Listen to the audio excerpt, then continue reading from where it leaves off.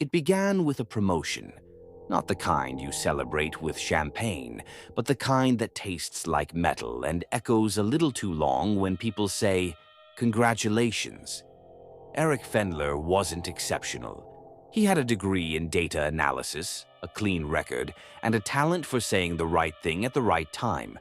That was enough to rise in the sterile corridors of Argus Analytics, a government-contracted think tank with no signage on its buildings. One morning, his manager summoned him, handed over a sealed envelope, and said, "You've been selected." The assignment was vague. Project, other side, internal data verification, behavioral review, long-term analysis. He was relocated to a lower-level office, 4 floors underground, behind a coated steel door. No windows, white lights that never flickered, a desk, a screen, a terminal with no internet access. The air was cold and dry, like it had been filtered one too many times. He asked no questions. That was the rule. Just review the footage, compile notes, flag anomalies. Footage from hundreds of government buildings, security cam feeds, employee interviews, internal logs. But nothing sensitive, nothing overtly illegal. Just odd. A janitor who took the exact same number of steps every night. A researcher who blinked once every 12 seconds, precisely. A manager who, for 5 days, wore the exact same suit, down to the crease, before suddenly disappearing from all footage. Eric flagged them. He typed his notes. Moved on. At first, he told himself it was interesting. Puzzles.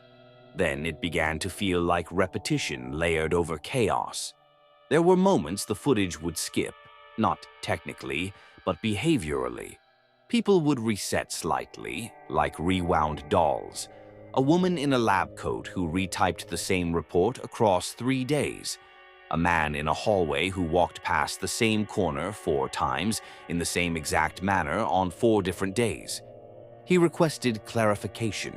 No response, only a new batch of files.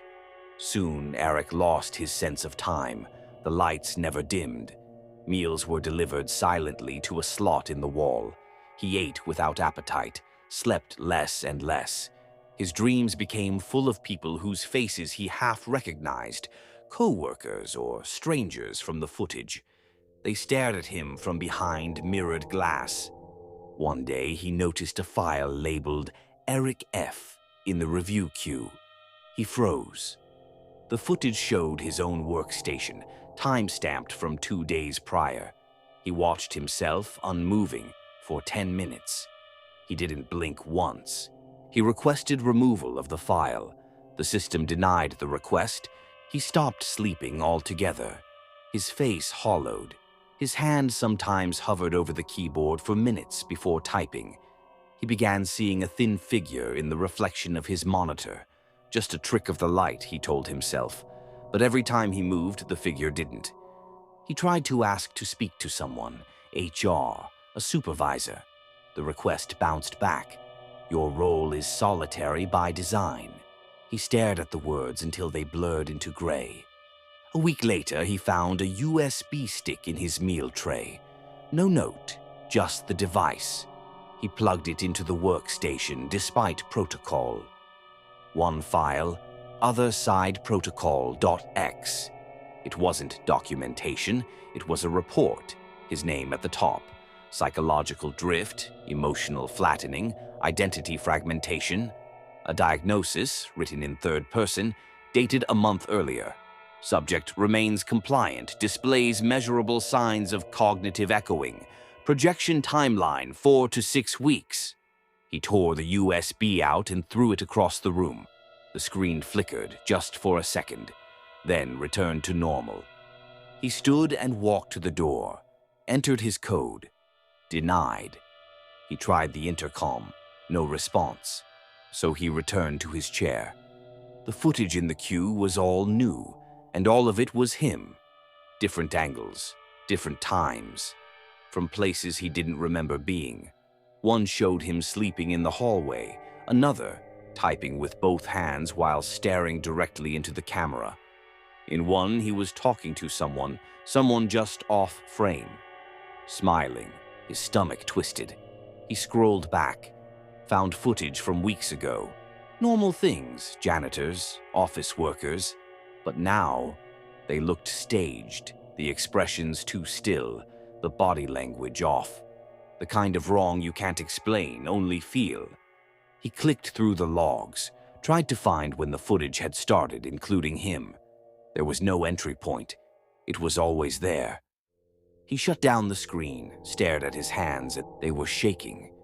The next day, he assumed it was the next day, he woke on the floor, still in his clothes. The slot had delivered food again. He hadn't noticed. The screen had new instructions. Begin phase 2. There was no file, just the command. He didn't move. Minutes passed, then hours. Eventually, the screen blinked once, then twice. And a message appeared. Are you still Eric Fendler? He stared at it until the lights overhead buzzed, and he realized it had grown dark outside the walls. Or maybe in his head. He typed, yes. The system replied, unverified. His fingers hovered. What am I verifying against? No answer. He walked to the mirror above the sink and looked at his face. He didn't look tired anymore. He didn't look like anyone at all.